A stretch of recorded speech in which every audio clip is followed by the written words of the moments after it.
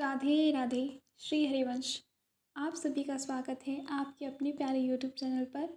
आज हम इस वीडियो में जानेंगे भगवान विष्णु ने आखिर क्यों किया था तुलसी से विवाह और श्री तुलसी विवाह व्रत कथा और विवाह विधि और जानेंगे इससे जुड़ी हुई पौराणिक कथा। तो चलिए शुरुआत करते हैं। राधे राधे। तुलसी विवाह पर्व को हिंदू धर्म में बेहद शुभ माना जाता है। यह हर साल कार्तिक माह में आयोजित किया जाता है। इस दिन पर लोग भगवान शालिग्राम जी के साथ माँ तुलसी का विवाह करवाते हैं। एक दिन यहाँ अब कुछ ही दिन शेष रह गए हैं, तो आइए जानते हैं आखिर श्री हरि ने देवी तुलसी से विवाह क्यों किया था और क्या है तुलसी विवाह व्रत कथा और व्रत की विधि।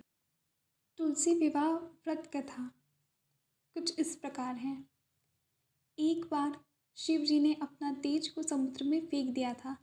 इससे एक बार महातेजस्वी बालक ने जन्म लिया था। यह बालक आगे चलकर जलंधर के नाम से पराक्रमी दैत्य राजा बना। उसकी राजधानी का नाम जलंधर नगरी था। दैत्यराज कालनेमी की कन्या वृंदा का विवाह जलंधर से हुआ। जलंधर महाराक्षस था। उसकी सत्ता में मद के चूर में रहता था। उसने माता लक्ष्मी को पाने की कामना से युद्ध किया, परंतु समुद्र से ही उत्पन्न होने के कारण माता लक्ष्मी ने उसे अपना भाई के रूप में स्वीकार किया था। वहाँ से पराजित होकर वह देवी पार्वती को पाने की लालसा से कैलाश पर गया। भगवान देवाश्री देव महादेव भगवान शिव ने का ही रूप धारण कर माता पार्वती के समीप गया, परंतु माँ ने अपने योग्य बल से उसे तुरंत पहचान लिया। वहाँ से अंतर्ध्यान हो गई। देवी पार्वती ने क्रुद्ध होकर सारा वृत्तांत भगवान विष्णु को सुनाया। जलंधर की पत्नी वृंदा अत्यंत पतिव्रता स्त्री थी। इसी के प्रभाव से पतिव्रता धर्म की शक्ति से जलंधर ना तो मारा जाता था और ना ही पराजित होता था। इसलिए जलंधर का नाश करने के लिए वृंदा के पतिव्रत धर्म को भंग करने बहुत आवश्यक था। इसी कारण भगवान विष्णु ऋषि का वेश धारण कर वन में चले जाते हैं। वहाँ वृंदा अकेली भ्रमण कर रही थी। भगवान के साथ में दो मायावी राक्षस भी थे, जिन्हें देखकर वृंदा भयभीत हो गई। ऋषि ने वृंदा के सामने पल में दोनों को भस्म कर दिया।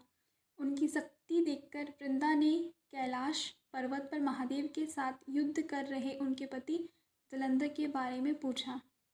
ऋषि ने अपनी माया से दो वानर प्रकट किए। वह वानर के हाथ में जलंधर का सिर तथा दूसरे हाथ में धड़ था। अपने पति की यह दशा देखकर वृंदा मूर्छित हो गई और गिर पड़ी। होश में आने पर उन्होंने ऋषि रूपी भगवान से विनती की कि वह अपने पति को जीवित करें। ऐसी वह बारंबार विनती करती रही। भगवान ने अपनी माया से पुनः जलंधर का सिर धड़ से जोड़ दिया, परंतु स्वयं भी वहाँ उसी शरीर में प्रवेश कर गए। वृंदा को इस छल का तनिक भी आभास न हुआ। जलंधर बने हुए भगवान के साथ वृंदा पतिव्रता का व्यवहार करने लगी, जिससे उसका सात्वित्व भंग हो गया।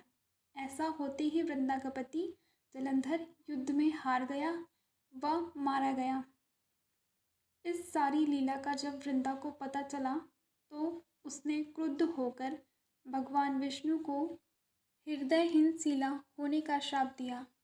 अपने भक्त के श्राप को भगवान विष्णु ने स्वीकार किया और शालिग्राम पत्थर बन गए। सृष्टि के पालनकर्ता के पत्थर बन जाने पर ब्रह्मांड में असंतुलन की स्थिति हो गई। यह देखकर सभी देवी देवताओं ने वृंदा से प्रार्थना करी कि वह भगवान विष्णु को श्राप से मुक्त कर दें।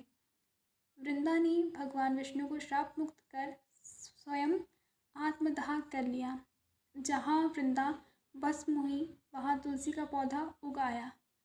भगवान विष्णु ने वृंदा से कहा, हे वृंदा, तुम अपने सत्व के कारण मुझे लक्ष्मी से भी अधिक प्रिय हो गई हो। अब तुम तुलसी के रूप में मेरे सदा पास रहोगी। तब से हर पल कार्तिक महीने में देव एकादशी का दिन तुलसी विवाह के रूप में मनाया जाता है। जो मनुष्य भी मेरे शालिग्राम के रूप में तुलसी का विवाह करेगा, वह इस लोक और परलोक के विपुल यश प्राप्त होगा। उसी दैत्य जलंधर की यह भूमि जलंधर नाम से विख्यात है। सती वृंदा का मंदिर मोहल्ला कोट किशनचंद में स्थित है। कहते हैं कि इस स्थान पर एक प्राचीन गुफा भी है जो सीधी हरिद्वार तक जाती है। सच्चे मन से 40 दिन तक की सती वृंदा देवी के मंदिर में पूजा करने से सभी मनोरथ पूर्ण होते हैं। जिस घर में तुलसी होती है वहाँ यम के दूत कभी असमय नहीं आ सकते।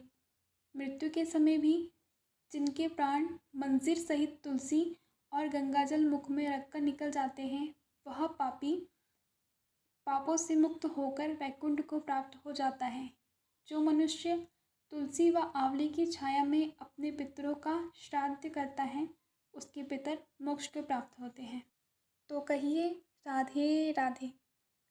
इस प्रकार थी श्री तुलसी विवाह व्रत की कथा। अब हम तुलसी विवाह की विधि को जान लेते हैं। सर्वप्रथम हमें पहले पूजा के स्थान पर गन्ने के मंडप सजाएं, गेरू और फूलों की तुलसी जी के गमले को भी सजाएं। संध्या के समय शुभ मुहूर्त में तुलसी का विवाह की शुरुआत करें। लकड़ी की चौकी साफ स्थापित करें, उस पर गंगाजल छिड़ककर आसन बिछाएं। कलश में पवित्र जल भरें, आम के पत्ते लगाएं, पूजा के स्थान पर स्थापित करें। फिर एक आसन पर तुलसी जी और दूसरे आसन पर शालिग्राम जी को स्थापित करें। गंगा जल से तुलसी जी और शालिग्राम जी को स्नान कराएं। भगवान शालिग्राम को पीले फूल, वस्त्र, फल अर्पित करें। फिर पीला चंदन से तिलक करें। कुछ मान्यता यह भी है कि भगवान शालिग्राम जी विष्णु जी का ही एक रूप है, इसलिए उन्हें केले का भोग अवश्य अर्पित करें। धूप और दीप जलाएं, घी का दीप अवश्य प्रज्वलित करें। हाथों में शालिग्राम जी की चौकी उठाकर तुलसी जी की 7 बार परिक्रमा करवाएं। पूरी श्रद्धा के साथ तुलसी जी और शालिग्राम जी की आरती करें। खीर, मेवे या मिठाई का भोग लगाएं। विष्णु सहस्त्र नाम या तुलसी चालीसा का पाठ करें। अंत में क्षमा प्रार्थना करना ना भूलें। तो कुछ इस प्रकार से अपनी पूजा को संपन्न करें और शालिग्राम जी और माँ तुलसी का विवाह संपन्न करें। क्षमा याचना के पश्चात अपनी मनोकामना माँ तुलसी और शालिग्राम जी के चरणों में अर्पित करें और आप